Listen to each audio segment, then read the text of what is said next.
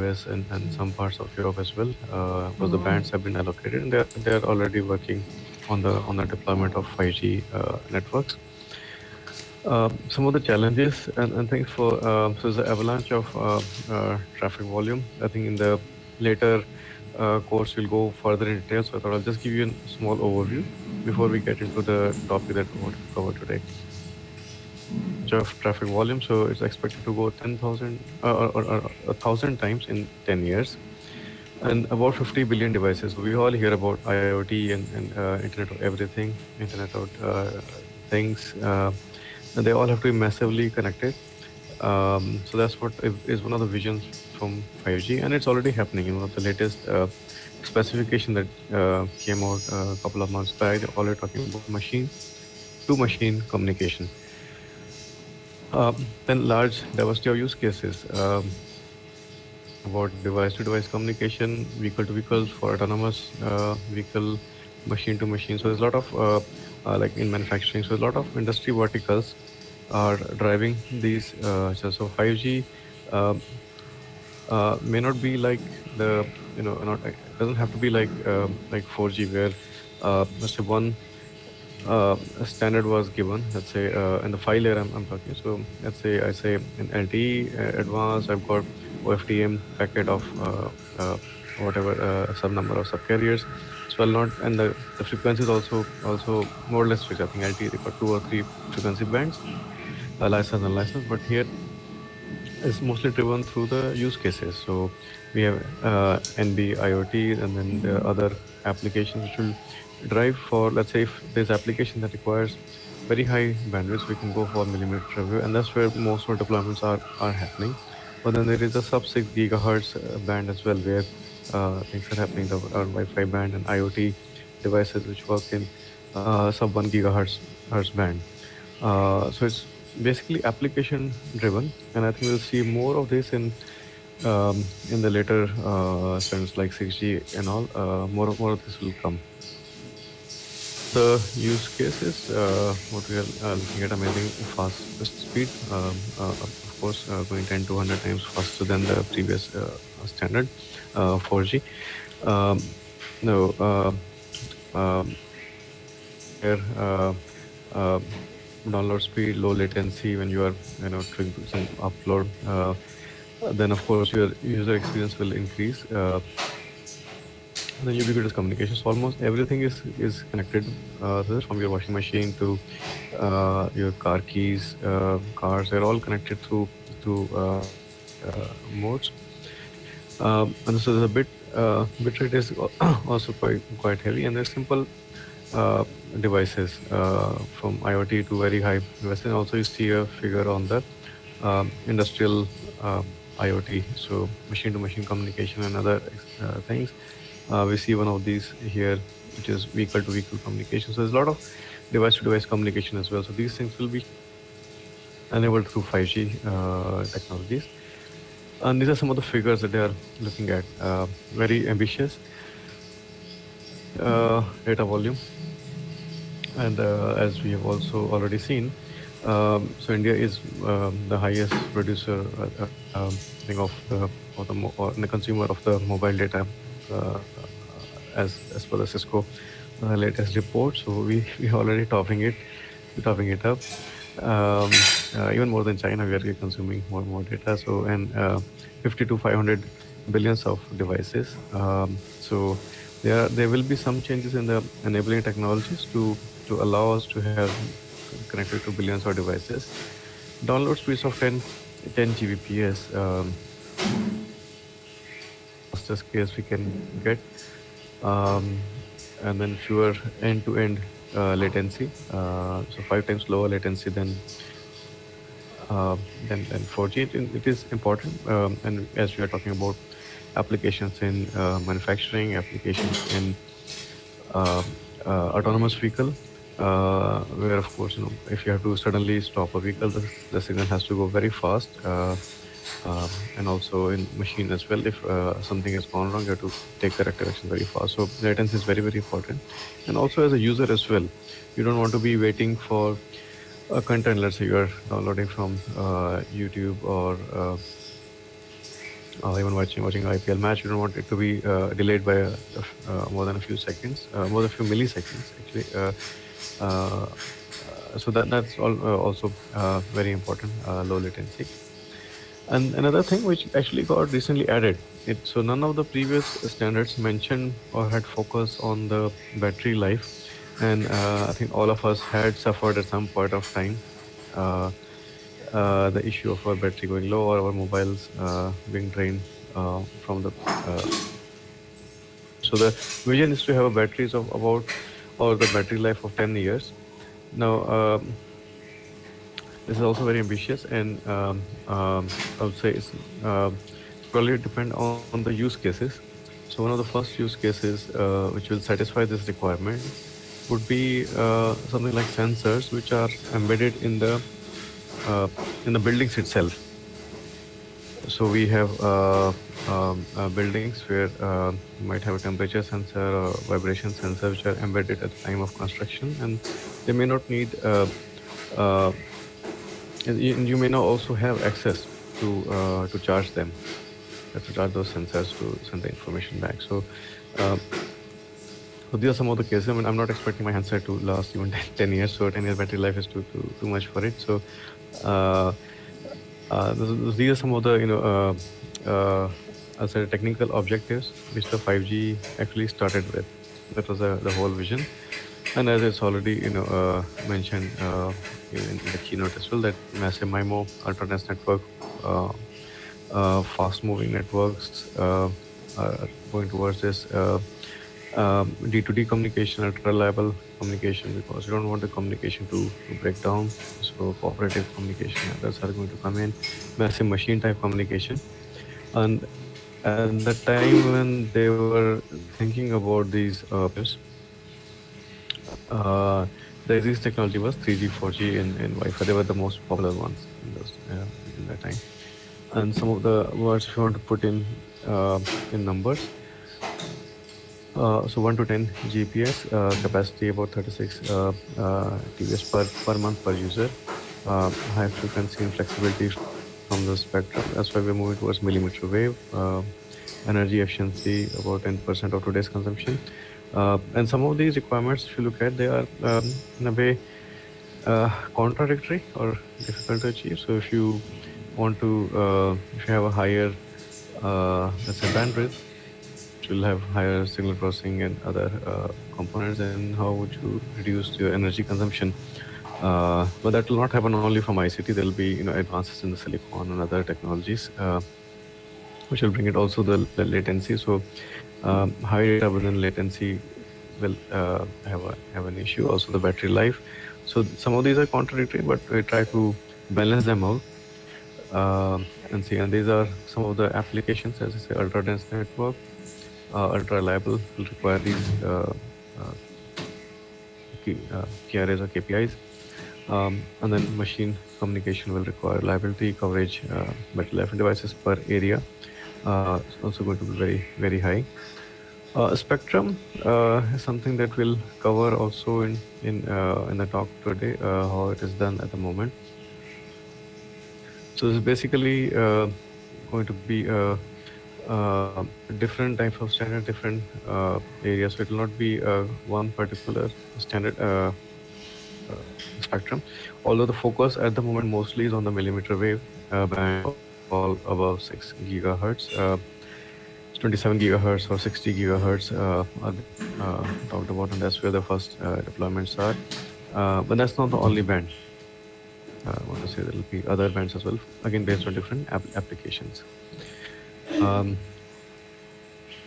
this is what we see these days. So this is the so if you look at the top bar just after the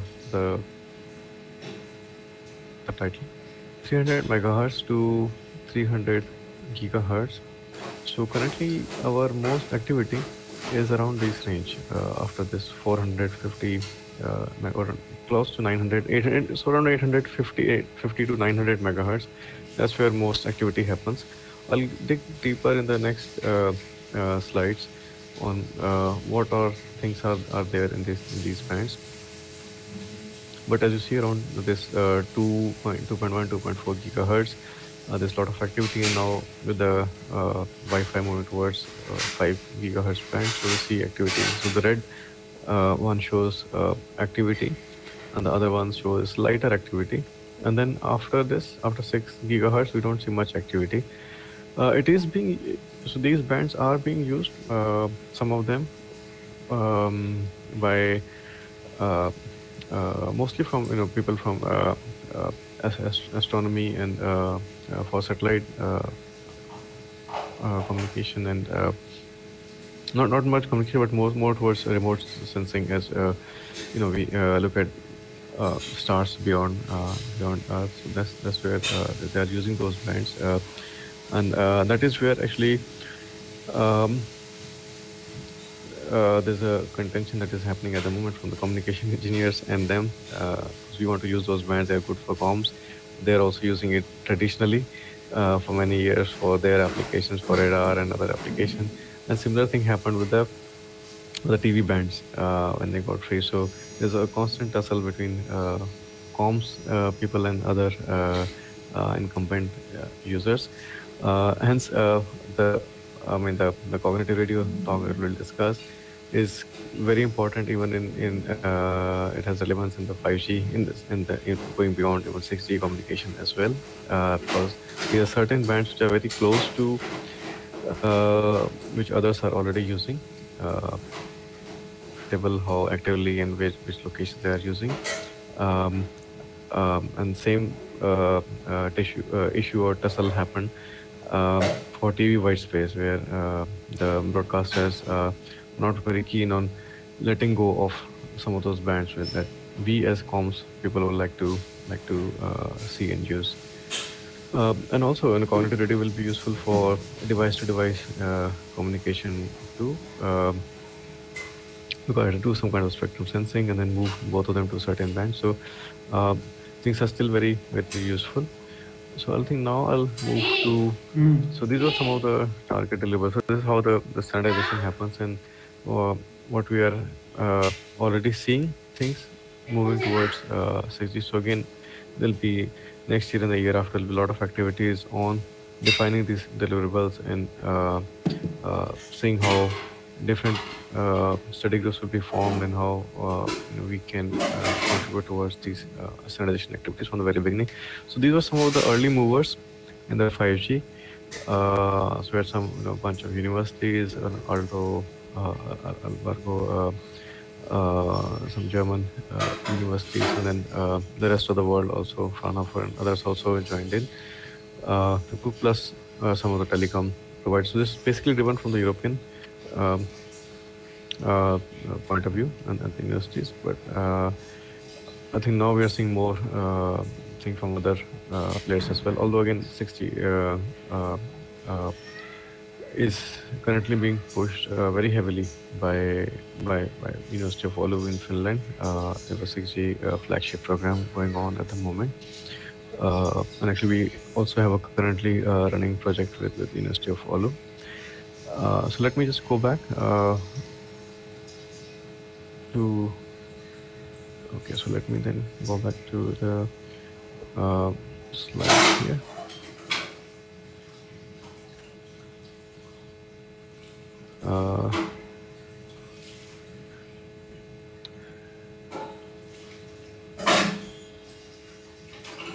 Right, so can you see this slide on cognitive radio basics and challenges? Yes, sir, it is visible. Okay, perfect. Right, so I gave you a small overview so far on 5G and things to expect from 6G, and the importance of cognitive radio. I mean, you might have been hearing of cognitive radio for over a decade, but still a lot of research challenges are there, and it has not made it to the standard yet. As we move forwards in 5G, or later version, and when we are moving towards 6G and we are looking at higher bands where there is an incumbent user already there, and that's where cognitive radio will again be very, very useful, and without that we actually cannot progress. So I'll just go over what is the motivation, introduction software defined radio, functionality, and some of these things. Actually, you can go back and do in your own labs. And of course, nowadays you can get software defined radio, just the receiver part, but very cheaply, just 1500 rupees or so. So you can use your laptop and start experimenting with the real signal. So uh, let's look at the motivation behind standardization. Um, we have seen that we are connected with a lot of wireless devices around. We are now expecting the Wi-Fi to be available almost everywhere. Um, Wherever we go in public places, transport and all, we expect it to be free as well. Although maybe for a certain period of time or sponsored by someone, but we expect it to be freely available. Um, and that basically happened because of the focus and of the industry manufacturing, the industrialist academics and manufacturers to uh, come standard. So IEEE made a headway in the standard. So in 802.22xx series, there's a lot of standards that come on the 802 series. Um, and the idea was if you have a standard, and that's what is happening in the over the last few years. You have seen from 2G onwards that once you have a standard, but although in 2G they were two competing major standards, um, but then once we have a standard, then uh, at the university level we know what we have to research against. Some of the broader things are defined. We start working on those, looking at algorithm development or protocol development into that, but within those particular bounds. Then manufacturers, because they can then uh, make thousands of devices in the same, and similarly for the IT industry as well, because a lot of things will be standardized. So now uh, one company cannot make the whole uh, stack or everything required, even for making a small handset. So they all take IPs or chipsets or other technologies from each other. But as long as they are compliant to a standard, it becomes very easy. So if I have to get a codec for another voice codecs for encoding my voice, so I have 10 different vendors. If I'm a manufacturer for a mobile phone, I can go to 10 different vendors, negotiate the price and see. And as long as they're all compliant to a standard, I can buy from them, with my eyes closed in a way. So similarly, and that's also for the user. So if I'm using a laptop here in India, I can use the same laptop anywhere in the world. Same, my mobile phone will work anywhere in the world. So that's a very large market. Otherwise, if let's say I have a very specific um, standard and my handsets or other wireless devices are only compliant to work against a very specific standard, let's say I had only standard for India, then that device will not work outside because they will have a different uh, set of standards, different modulation techniques, different ways, and that's what was happening in 2G as well, where US, Europe, they were all using different bands. Although okay, India mostly follows the European standards, which was good that we could use the same devices when we moved across. But with the Wi-Fi, nothing went away because each home or places we had one Wi-Fi. Apart from this cellular network, you could still connect to the Wi-Fi network. So how the standardization is basically into divided into different coverage areas. So if for a wireless LAN is a local area network, that's 802.11 series. So you can pick up your specification for your handset. Just look at the manual or your wireless routers. One of the flavors of 802.11, be it AG, N, or others. Other than wireless PAN is personal area network. So this competes with Bluetooth. It's a very small range and low data rate and low power too. And then 22, A222, which is for a wireless RAN, so wireless regional area networks. It's a larger um, region that will be covered. So here we are talking in terms of kilometers, whereas wireless LAN is a few meters, and PAN will be just a meter or so. standards which are there, and they are open, so you can just go online, get a copy of the standard, uh, and see what is there. Um, so the advantage, as I said, that you can go anywhere. Interoperability becomes very easy, but then there is an issue that we are unable to use the same device for different protocols. So if I have a, let's say, my laptop which has Wi-Fi, but it does not have a SIM card, right? So I cannot use this laptop as a phone. Um, so that becomes an issue between different protocols. And as we move from 3G to 4G, and also because even in uh, 2G there were different standards, 3G also there was slightly different ones. So how do you change between the two? You probably have to buy another device, or is there a device that can work for both the standards? That was one of the objectives that came out from the, and actually started the software defined radio. We started that technology. Um, and then the other issue that we generally see is lack of spectrum, and that is the main objective. We are moving actually towards higher bands, uh, going into gigahertz, even further 27 gigahertz, 60 gigahertz. Again, because the major issue is the spectrum.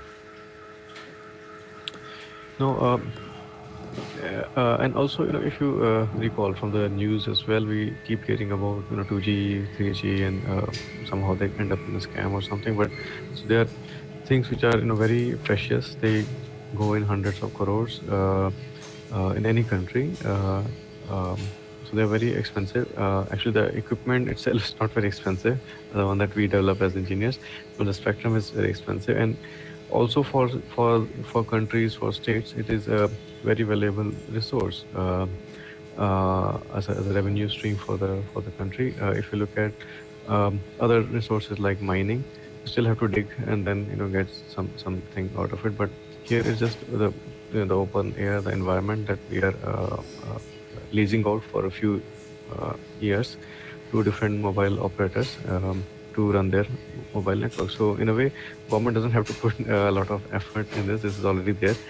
But of course, they need to have the regulation and other bodies in to see why it's used. So spectrum is very important, and that's where the fight and the bulk of revenues go. The current wireless networks are fixed allocations. They are either licensed or unlicensed. So when we hear about 2G spectrum, 3G spectrum, 4G spectrum, they're all licensed bands which are given to the incumbent mobile operator. And the unlicensed band are the one where our Wi-Fi networks were. And that was also one of the reasons why Wi-Fi became so popular, because you didn't have to purchase a license. Because we are transmitting right, in the environment, but we don't take a license from the government. Uh, um, Whereas for the licensed band, we cannot transmit. So if it's an 890 megahertz, which was given to say, Jio or Airtel, if I want to transmit, I cannot. I can receive the signal, but I cannot transmit unless I have a license from them. Right, but there has been on the contrary, there has been studies which have found that a lot of this spectrum is actually not used, under 50% utilization. In some cases, only 10% utilization, which is actually not a surprise. So now let's look at spectrum, how it is allocated currently. If you look at this figure, we see. Sorry, I'll just move this. But yeah, so we see. So we see there's a lot of activity around 100 megahertz band. There's a remote control toys. Our FM radio is 102, 104 megahertz or 98 megahertz, so around the 100 range. So a lot of activity around that range. Then you move to TV broadcast, which is around 200 megahertz. Then around 300 megahertz, we get the car alarm, and garage doors, and medical device around 400. Then around 500 is again some TV broadcast. Then major activity happens again around 900 megahertz, so 870, 890 megahertz. That's where we have our mobile phones, highway toll tag, FASTag, and others. They all work in the sub 1 gigahertz band.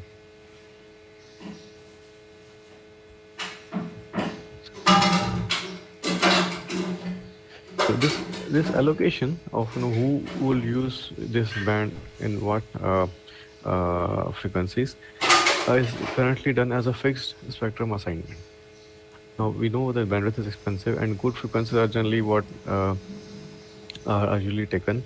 Um, so that leaves very small things for others. And FCC studies showed that around 70% of the allocated spectrum is not utilized, and time scale also varies from to certain hours. So what could be a solution? A solution could be to have a more clever radio and frequency agility. So perhaps when no one else is using those spectrums, so can somebody else use it, which may increase this usage of spectrum. Um, so then Joseph Tola in 92 came up with a concept of software-defined radio. So defined a radio is that's what is its definition, that a radio defined in software. It supports a broad range of frequency, and its initial configuration can be modified for the user requirement. And that's what we have seen over the years, although he gave it in 92. But over the years, a lot of these components like mixers,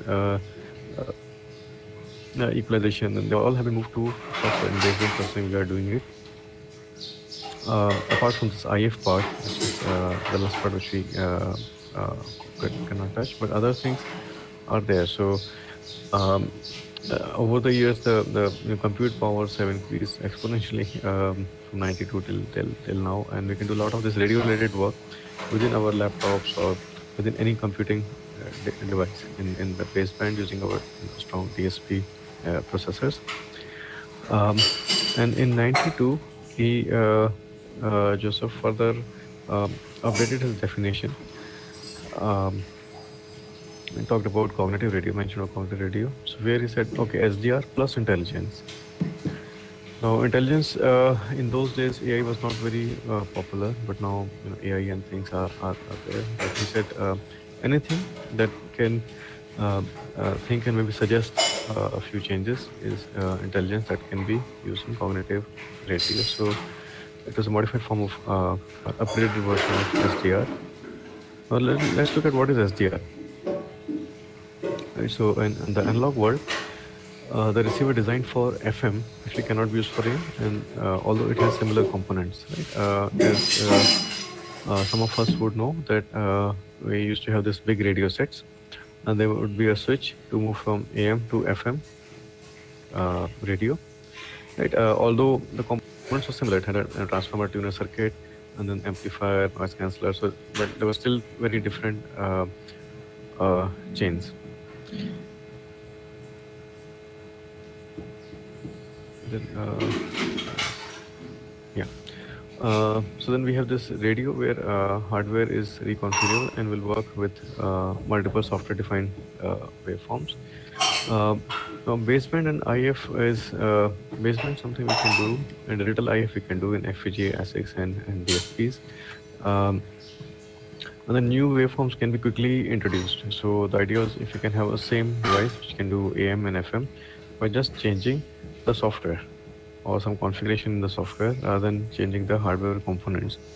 So by having a software-defined radio, we could quickly change the waveforms, and that was a very good device which we and most people in industry and universities use them for initial testing of the concept to see how things will work on the air in the real world. It may not be the most optimized solution, but initially proof of concept, checking how the channel is going to vary. If I given an algorithm, will it actually work in practice or not? Or it's only good for MATLAB work. So So there, the software-defined radio comes very handy. You can go and on the other applications which are actually driving this right now is on the um defense sector, where they have to quickly change the waveforms for different applications and scenarios. So I'll say currently our handsets, mobile phones, are still they don't have SDR. They're still fixed in design. Um, so cognitive radio is still one step further away from SDR, although I think we can do some kind of hybridization, maybe not have pure SDR, but some kind of fixed SDR, and then have intelligence built into it. Now, software-defined radio, as the definition, radio communication system, where components like mixers, filters, amplifiers, modulators, demodulators, detectors, etc. So they are implemented in software on a personal computer or embedded system. As I said, so you can do even some experiments by a small dongle. It's RTL SDR, I think 15 or 800 rupees uh, through one of the online retailers. And then you can just plug it to your laptop and do spectrum sensing. You can do demodulation of your TV, video, audio signals, FM, radio. You can do. Now, SDR has the properties of reconfigurable and response to changes in the operating environment. So these are some of, because it is agile, you can change the software or the parameters. So let's say you have a very good channel. You can use a higher modulation. You can use 16 QAM or 32 QAM or even 256 QAM to get a high throughput. But whereas let's say your channel degrades, you can then come down to a lower modulation scheme, or even change the type of coding that you are using suitable for that particular environment. Right? Some of the basic definition when we move towards cognitive radio. So this, as I said before, where let's say some incumbent user is already using a band, and we as a comms engineer come in and say, no, this band is suitable for us, and you're not using it. So then there is a tussle, and they say, why do you want to use it? Or maybe other applications like device-to-device communication. So there we have the definition of, let's say, two different users. So new definition were invented when cognitive radio came in. One is a primary user, which is a licensed user. So let's say you have taken a connection from Airtel or Jio. You are a subscriber to that, so that you are a licensed user. But let us say so you have exclusive use to use that spectrum, that is fine. But so you're a licensed user, but and that you don't need to be aware of different cognitive users, or that you need to be giving the band to someone else. You are just given a band that you are going to use. That's fine. But then there are secondary users who are unlicensed users, who are looking to use that band when you are not using it. Right. So then the onus comes to the secondary user to do the spectrum sensing. So they need to have radios which are cognitive radios.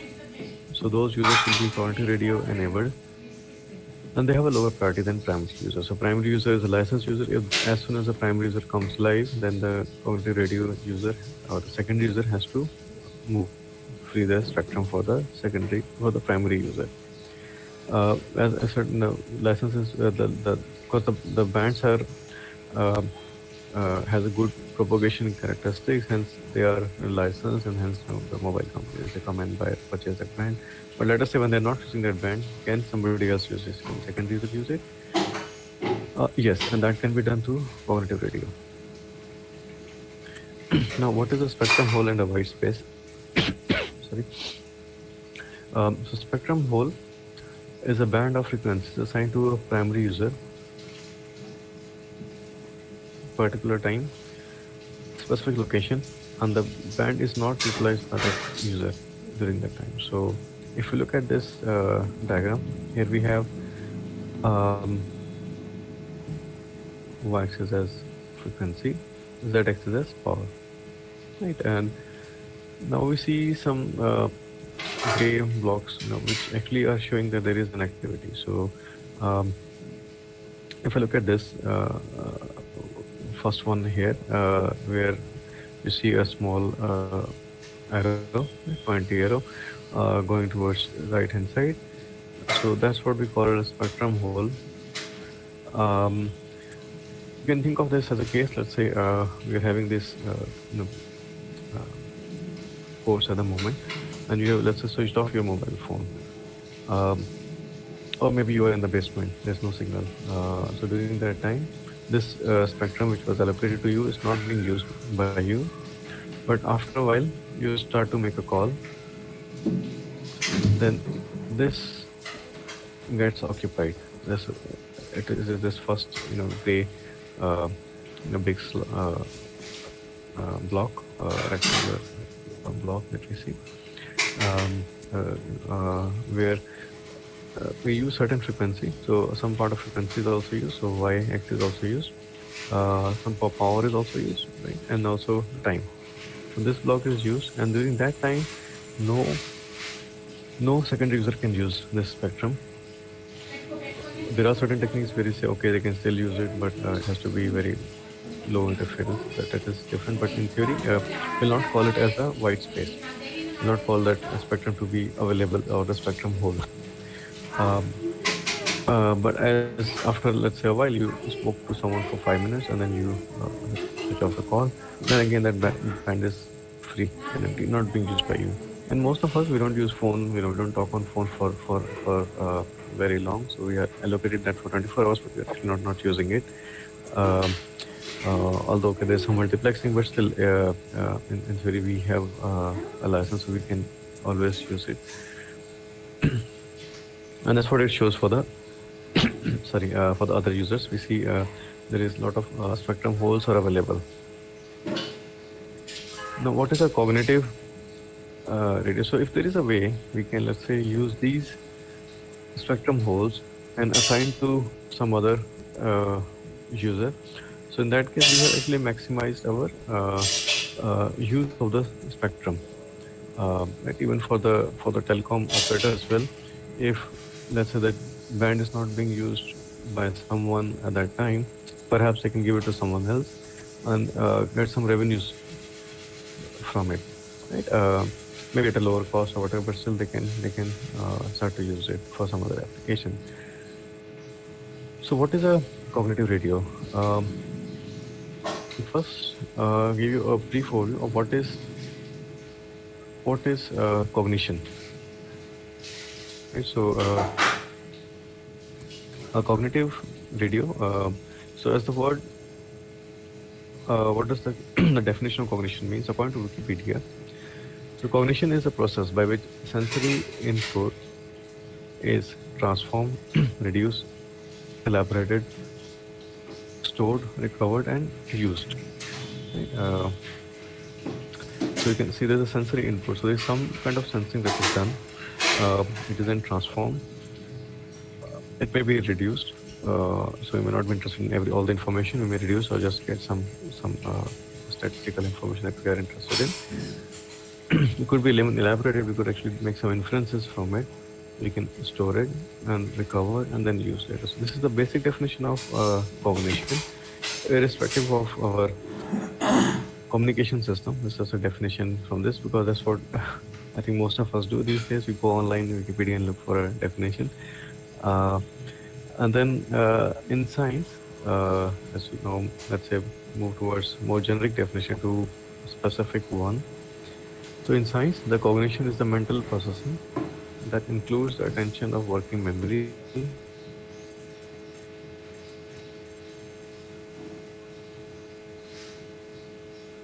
reasoning, problem solving, and so these are things cognition, that is problem solving, decision making. Should I attend the talk or not? Let's say my internet is not working, so what should I do? So I'm trying to solve a problem. Those all happen cognitively in our mind. Right? Now we'll now go even zoom this definition even further from the computer science or communication engineers, we'll look at what does cognition means from the uh, computer science or machine learning or ECE point of view. Now these are as mental. So cognition is defined as by Encyclopedia of Computer Science as the mental states and processes that intervene between the input stimuli and output response. So there's an input stimuli. Um, so you assume it to be a black box. So this thing which is at the input, and we get an output, which is so the output will be based on the mental states, so it's like a state machine.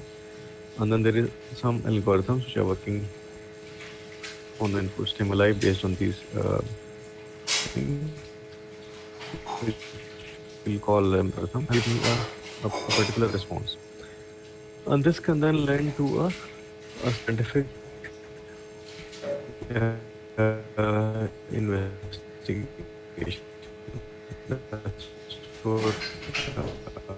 That's where engineering really keep. Um, uh, you see, you take a small example from our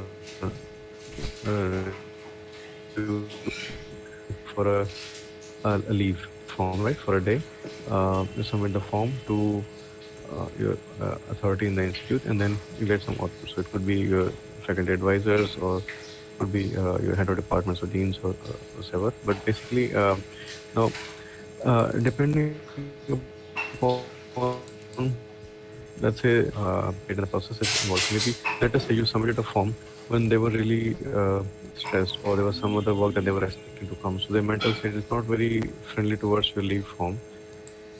So you may get a response which is denied. But let's say after a while, maybe the next day, when things have settled, you go in for with the same leave form. So the input stimuli is still the same, but the output response would be flipped. They may just approve it. Uh, uh, so it is, like an example from real life that the mental state and the processes, they intervene, even though the input stimuli might still be the same, and produce some kind of a output response. And these, as engineers and scientists, our focus is on these mental states and the processes. We want them to be analytically possible, and realizable in a computer through programming or some other means. Now let's look at what is cognitive radio. So the definition given by Joseph was very broad. So he says a radio that employs a model-based reasoning, because as we do in our works, we come up with a model, and then we use an algorithm to update those models. I think in the later things we'll go in detail and we look at AI, neural networks, or other uh, type of paradigms, or even adaptive signal processing. We basically have a model, and then we have certain algorithms which will update those systems. So according to Joseph, a radio that employs model-based reasoning to achieve a specified level of competency in radio-related domains. So he did not say if it's for equalization, spectrum sensing, or anything, but he just said something to do with radio. Because again, I think EC engineers will work more on the radio side, and then said that there is a radio that will have some kind of reasoning and achieve some level of competency. So he did not say how many dBs, or how much bit error rate, or how much minimum mean squared error, or how much mean squared error there is, but there is some kind of competency level we are trying to reach here. So this is actually an enhancement to traditional radio software defined radio concept, wherein the radio is aware of the environment. So currently, as I said, even our handsets are not aware of the different waveforms that we can support. Like, it's not a software defined driven. Then having a device which is aware of its environment, so which keeps on continuously at the sensing which bands are available, what is your physical location, can something. So that currently does not exist. So even our also even the smartphones that we are using today, they are not smart enough, right? So they're just not aware of what is happening around them. They are simple devices which receive and then they transmit the information. Right. And then there's another definition by Simon Higgins. So he came in a little bit later, but Simon Higgins is, I think, we have read and referred his books on communication systems or digital communication systems or adaptive or advanced signal processing, adaptive signal processing types. So he came up with a definition on cognitive radio too, or towards yeah, comms side. So he said cognitive radio is an intelligent wireless communication system that is aware of its surrounding environment, i.e. the outside world. So what is happening outside, it does know something and uses the methodology of understanding by building. So it's learning from the environment and adapting its internal states to statistical variation in the incoming RF stimuli. Because so here you see, initially when you looked at definition, sorry, we didn't say that it is RF. We just said it's input stimuli. But now Simon Higgins clarified further. He said we looked at some statistical variation, the incoming RF stimuli. So it's a radio frequency stimuli.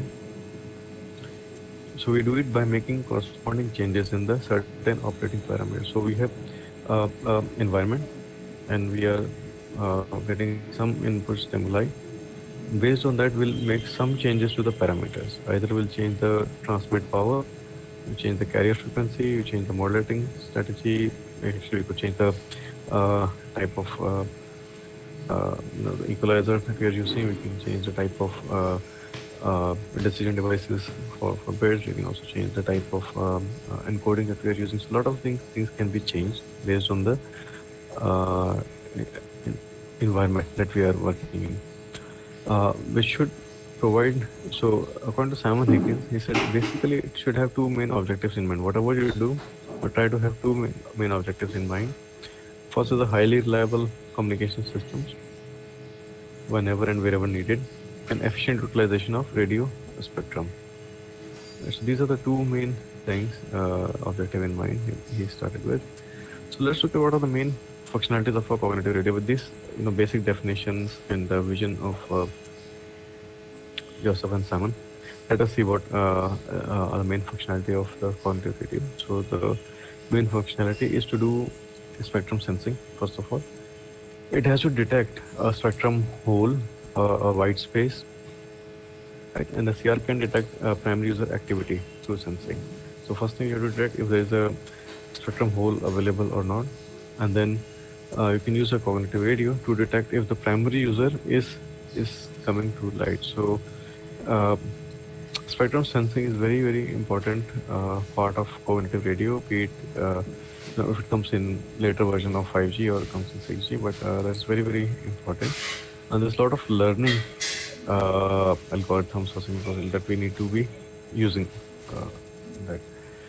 And then spectrum management and handoff. So because the users have to be moved from one band to another, there is some kind of management and handoff needs to occur. The spectrum allocation and sharing also has to be done dynamically. Spectrum mobility too, because you have to quickly vacate the spectrum that is being used by the licensed user whenever it wants. So a licensed user has the priority. Okay. Now, what is spectrum sensing? So the spectrum sensing has a capability of it's a very important capability of CR to and be aware of the radio environment, such as spectrum availability and interference status. Because even if you look as of today, you go to a busy place, you go to an airport, okay, after this COVID thing, and then maybe a railway station or other places, even in blocks of apartments, you see a lot of when you let's say start searching for a Wi-Fi connection, right? So there's some kind of spectrum sensing happen, and then it finds maybe 8 or 10 or some place I've seen I have to actually do page up so there's like 15, 20 different transmitters trying to transmit, so I can connect to any, but then they're all actually interfering with each other. They're all using the same bands, which reduces everybody's throughput, but because again, those devices are also not cognitive radio enabled or not very aware of other devices. They're just transmitting. So cognitive radio is very important. It has to check if the spectrum is available and also the interference status. Now that can be done by various algorithms. One of the most popular one is energy detection, which is very easy algorithm. We'll just go over it quickly. Then the feature detectors, they are more sophisticated ones, where we start to exploit the different features of the signal or its characteristics, right? And match filter core-integrated. So there are more specific ones, physical covariance or filter based. So there's a lot of other research challenges that they all cover them in the later slides. So as the first one, I'll say energy detection very easy. It basically just you just square and take the sum of the signal and find out the energy. Easy to implement, and no prior knowledge of primary signals is required here. But the disadvantage is it could think that there was a, so you're doing a spectrum sensing, maybe there was a lot of noise, a car just passed by, or some other airplane was passing. You may think of it as a interfering signal, but it is actually not. Um, then but it is very easy to implement, and that's what we generally use when we are just trying to see how much spectrum is available. So we have done some of these tests.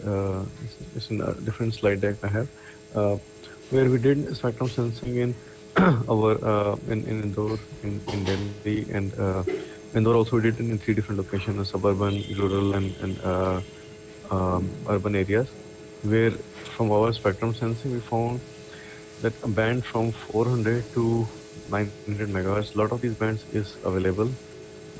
It's not being used except for that 890 part, and there's some bands in the middle which are being used.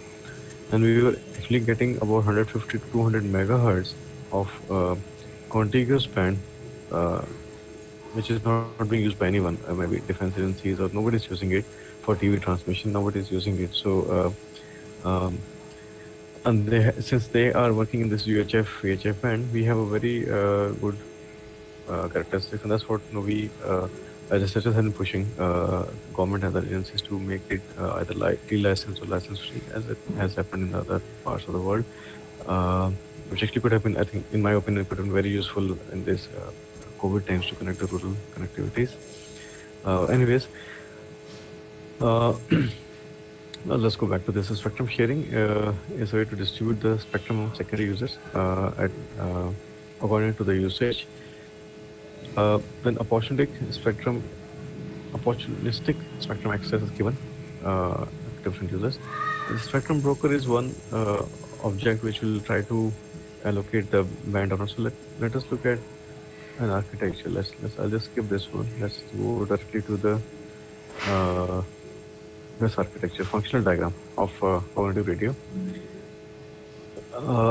So this diagram actually shows, so there is a radio environment, right, a cloud, and then we have a spectrum decision and then spectrum sensing. So here the spectrum sensing block is continuously checking if this band is available or not, or anybody else is using it.